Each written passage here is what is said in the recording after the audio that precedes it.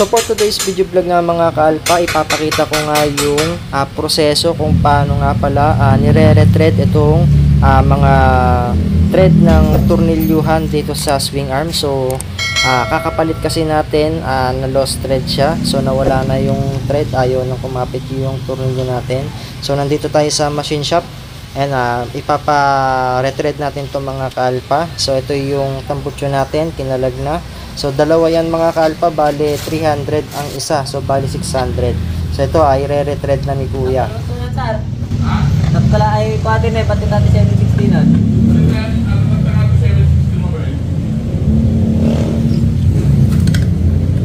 Restaurant ako bata. Ating pumunta na sa rin, wala. Ating pumunta. Mark. Pwede nga cellphone. Yung lo kahit po pagsalpod na natin pa rin naam. Salpot? Ha? Nagsalpod yabot ng majitrahan na. Ay takil jitrahan na. Mali.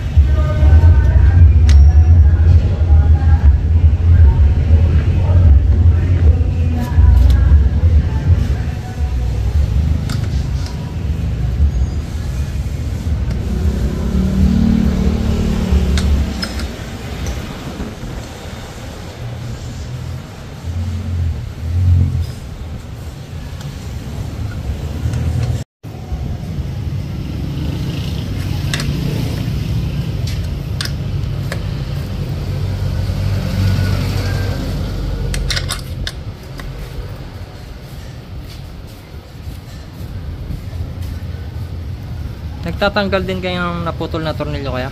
Oo. Nakatali ng lambre yan. Nakatali yan kanina eh.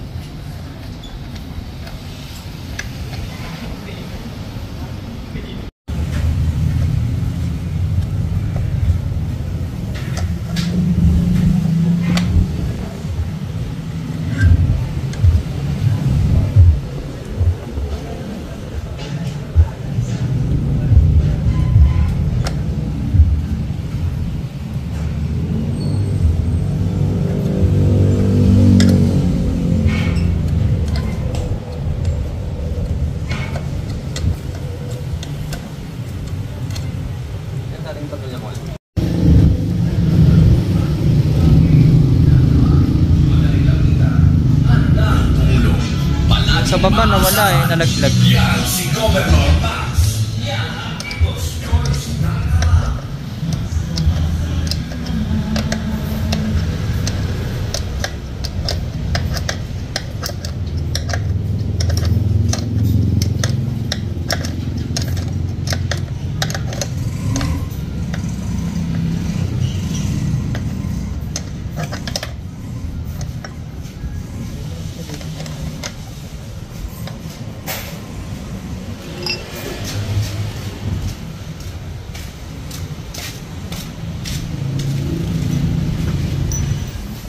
Yan pa rin yung gagamitin ko kaya?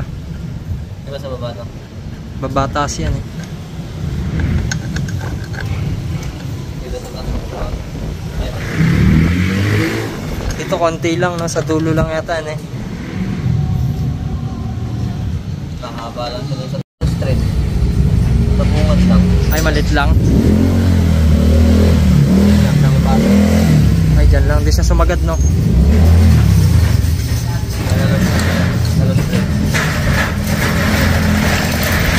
Sabi niya 300 lang isa eh, bali 600.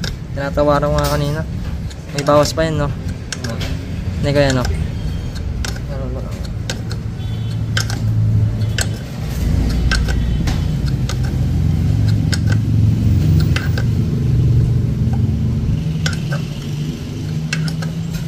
Nalaglag yung isa. Tuloy ka dito sa may baba. Ganyan din ang size niya. Oo. Ay, hindi na ako magpapalit ng mas malaki.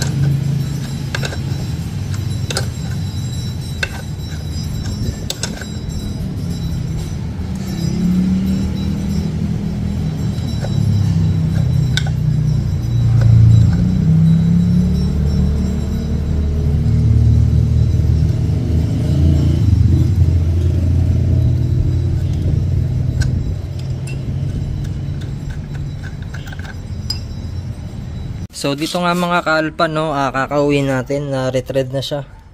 And kakapalit kasi natin ng tambutso. So ito yung binili nating tornilyo. So 7/16. So yung isa mahaba.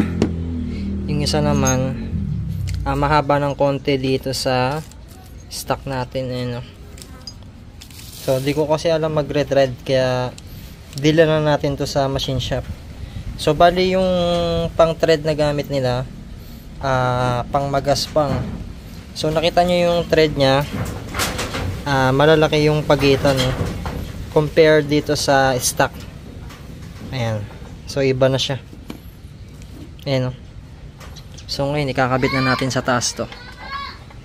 Ayan. Ganyan siya mga kalpa. So ganito ang mangyayari kapag na lost thread yung sa swing arm ninyo. Mag-oversize kayo dito mga kalpa ng thread. Ayan. Wala kasi silang pang retread na ganito eh. Pakita natin. Ayan. Iba na yung taba nito. Ayan. Ito siguro 6 yung taba nito. Tapos ito 7.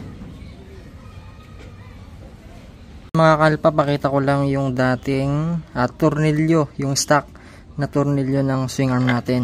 Ayan, hindi na siya pwedeng ikabit. Ayan, hindi nyo na siya matetred. So ito yung bago. Ayan, ayan, saktong sakto na siya. Ayan, sana nakakuha kayo ng idea mga kalpa pagka na lost thread yung tornilyuan ninyo dito sa swing arm. Ayan, kakabit na natin siya mga kalpa. Gastos malala na naman. So ito nga mga kalpa, nakabit na natin yung tornilyo natin, no. Ayan, medyo sumobra lang ng konti dito sa isa, yung sa taas. Wala kasi tayong manapan na ganitong sukat. Ayan, no. Ayan, kaya sumobra. Pero okay lang yan mga kalpa.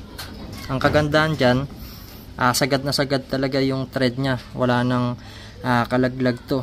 So dito din sa isa, and sakto lang siya. So hindi naman siya sumobra rito. And siguro maglalagay na lang ako ng washer dito para kahit papano umatras ng konti dito.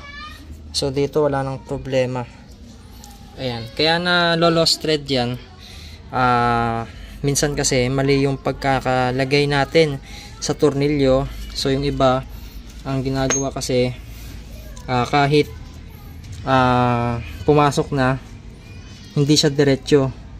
Minsan pagkapasok natin nakapaling, nakatagilid, ay nakaganyan siya. So pagka napasok na natin, pagka naigpitan na, nasisira yung original thread nya. Kaya ganun ang nangyayari. So kailangan diretso yung pagkakapasok natin ng tornilyo para maiwasan nating ma-lost thread or mawala yung thread ng mga swing arm natin or iba pang mga pinagkakapitan ng thread. So buti ito lang yung na lost thread. Mahirap dito mga kaalpa kapag sa makina na yung na lost thread. So mas malala yung gastos. So yung singilan nila rito mga kaalpa sa pagre-retread 300 per butas. So bale 600 ito, 300 sa taas, 300 sa baba. So tumawad tayo ng 500 para hindi ganong mahal. Ayan. So napagastos tayo, sayang pambili pa ng pyesa. Pero ganun pa man, okay lang 'yon kasi ang mahalaga doon natuto tayo. So pag-aaralan ko na lang din mag-retread. So kung gusto ninyong bumili ng pang thread mga kaalpa, iwan ko yung link dyan sa baba, no, sa pin comment at dyan sa description box para pagka gusto nyong bumili at makamura ay rekta Shopee na kayo. So gusto ko kasi papanorin ko muna bago ko pag-aaralan kasi mahirap na pag ako yung gumawa, baka mas lalong mapalaki yung gastos mga kaalpa. So ito, solve na yung problema natin. So sa mga na lost thread dyan, ganun lang po yung gagawin ninyo mga kaalpa, no. So sana nakatulong itong video vlog natin kung paano mag-retread sa swing arm. Ayan, at sa iba pang mga may thread dito sa mga motor natin. At huwag nyo sana kakalimutan na mag-subscribe sa channel natin and i-click yung notification bell mga kaalpa para sa tuwing nag-upload tayo ay lagi kayong ma-notify at lagi kayong updated. And thanks for watching mga kaalpa and goodbye.